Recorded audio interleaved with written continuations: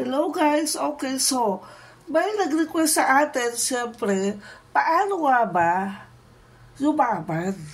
Ang hirap sagutin, di ba? So lahat tayo struggling. Okay, kung mayaman ka man, struggle ka rin sa pagbayad ng utang mo.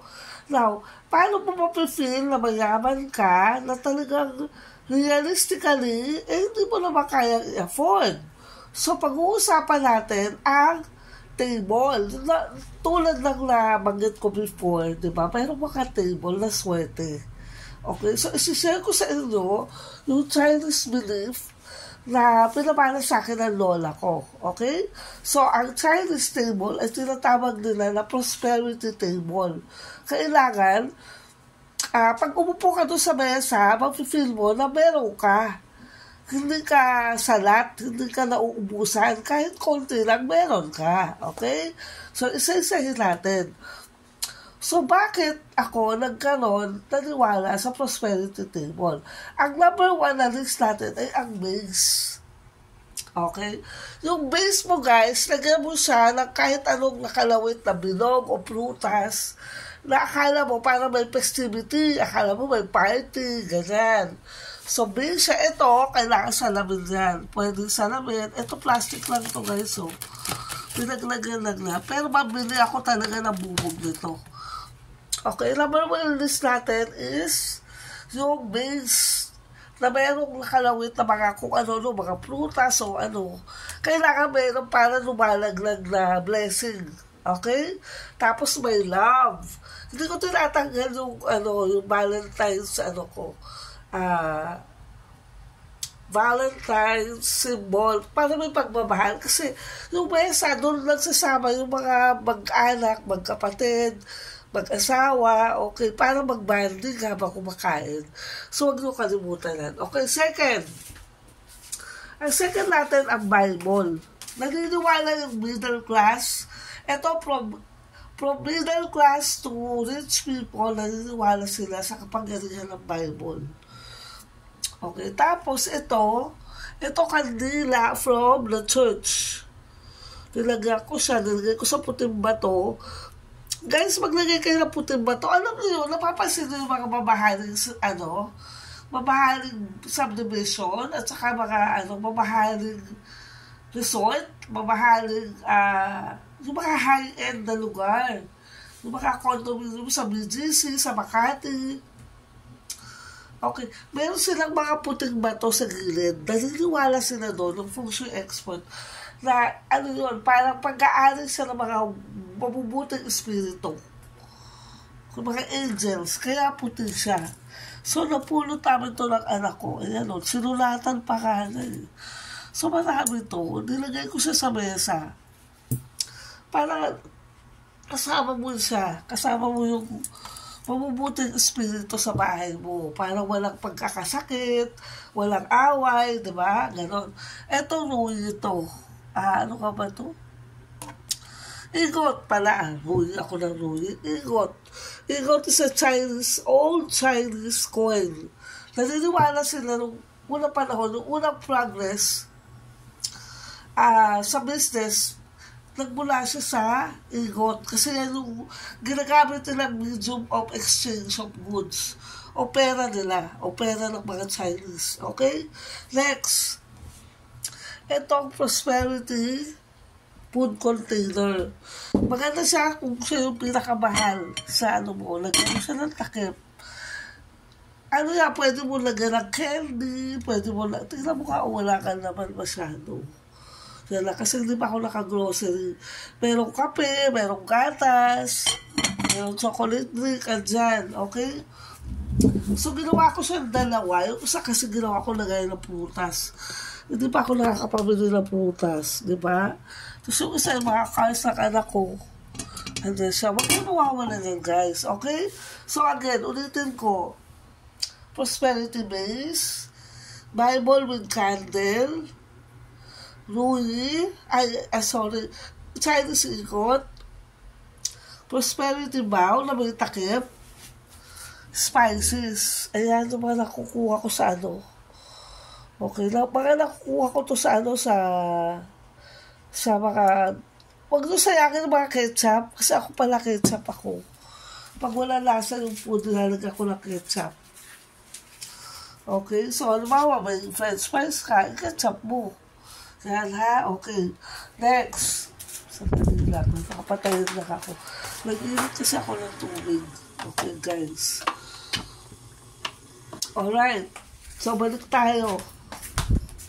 Okay, yung pang-apat natin is spices.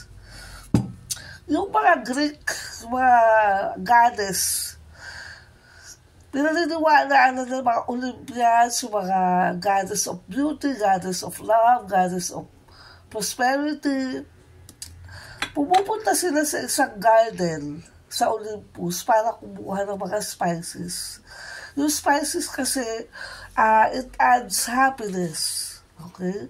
So, merong oregano leaves for healing. Black pepper ground para sa... Yan. Yung black pepper ground, guys, yung para sa oxygen sa katawan mo.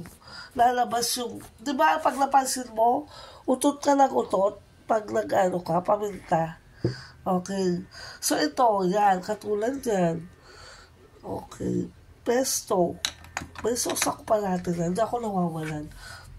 Yung mga pagkain ng mga rich, maglagay ka noon. Vitamin sa bata. Nilalagyan ko yan. Siyempre, okay. Strobe light. Nilagay ko yan dyan kasi gusto ko may celebration, masaya. Okay, kaya dalawa lang kami. Okay, oatmeal. Huwag kayo magpawala ng oatmeal, guys. Ayan, oatmeal. Pag yung kape no, sobrang tapang, lagyan ng oatmeal. Maganda yan. Mayonnaise. Kunti na ka lang. Nalagyan ko rin. At saka, rosemary ribs. Okay, rosemary ribs, black pepper, oregano. Kukumpletuhin ko pa yan, guys. Iba-vlog ko. At syempre, asin. Oh my goodness. Ako kasi naglagay ako dito. Yung marami ako asin. Meron ako iodized na powder rice at saka merong rock salt. Pag labas-labas lang sa mga kainin, rock salt ginagamit ko. Pero pag panimpla na siya, iodized na powder. Kasi meron din iodized na rock salt, guys. Okay? And then, of course, asukal. Ito lang. Ayan, may buo pa siya. Asukal, guys. Okay? Pampatamis na pagsasama. Asukal. Okay, yung desk, no, pag tinignan, yung lamesa, no, pag tinignan, ay, mayaman nung nakatira, rich. Pag upo mo, wow, okay, andyan lahat, although hindi kompleto. Okay, so parang may Christmas gathering, parang may festivities. Okay, ganun daw dapat ang table natin. Para ma-feel natin na welcome natin yung blessing. Okay, and of course, yung black table. The darker your table are, the better. So sa Chinese, sa amin ha, kami, ewan ko yung ibang Chinese. Sa amin kasi, hindi kami nagde-table ng puti. Kasi para siyang litso.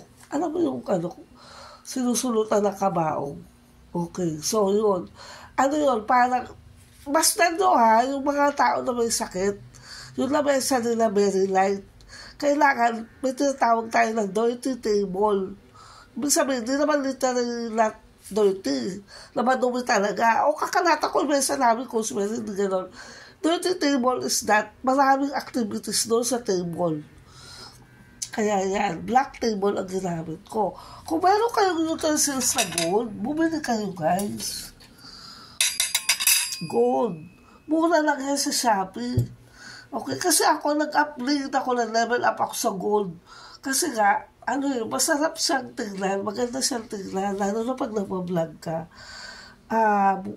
Bili ka mga 12 pieces. So, 4 lang muna yung nilabas ko. Yung iba, dati ko pang okay? Yan. And then, bakit nga ba ako may Pepsi at may Coca-Cola sa aking mesa? Sorry. Yung kasi mga yung mga, di ba soft drinks? Pag nagkakasiyahan kayo, mayroong mga Pepsi, may Royal. So, pag may mga ganyan, kinukuha ko siya binibili ko talaga yung collectibles nila. Meron din ako Coca-Cola, guys. Pakita ko sa inyo. Ayan, no. Ang Coca-Cola ko, ayan, luma na kasi. So, meron pa ako doon, 2, 3. Metal din. Alright? So, yan, guys, ang aking prosperity table. Ang lamesa mo, mas maganda kung mas maganda yung upuan mo, very steady. Huwag kayong mag-uupuan na magaan o kaya natutupi para kayo nagka-camping.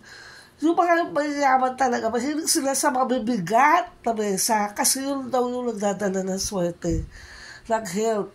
Mabibigat yung hindi nadadala ng isang tao. Yung sabi ng mama ko, pag bibili ka ng lamesa, yung hindi nadadala ng isang tao, kailangan mabubuhat siya ng maraming tao, super bigat siya. Kasi yun daw yung swerte. And then yung puan mo, kailangan may sandalan ka na malaki. Parang sinasandalan mo si God o nakasandal ka sa pader. Ibig sabihin, stable ka. So, yung